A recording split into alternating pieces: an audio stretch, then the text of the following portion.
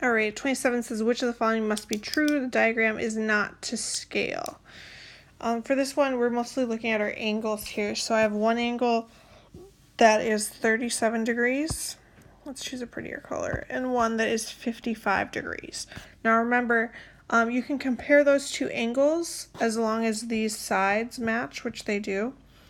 And your larger side is across from your larger angle. So I know that this angle is bigger, so this side here, FH, is going to be bigger. So I know FH is going to be greater than this one over here, which is AC.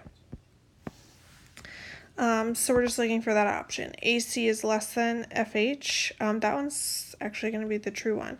We could rearrange this and put AC first.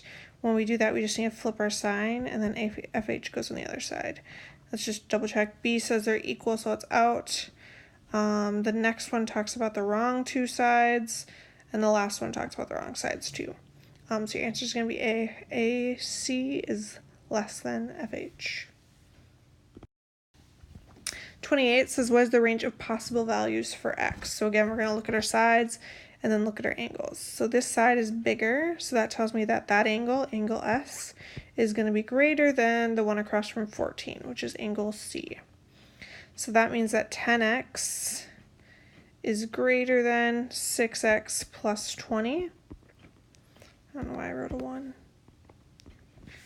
I'm going to go ahead and zoom a little bit and give myself some space.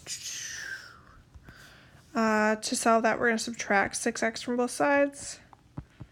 You get 4x is greater than 20. We divide by 4, and you get x is greater than 5, and that would be your final answer. X is greater than 5.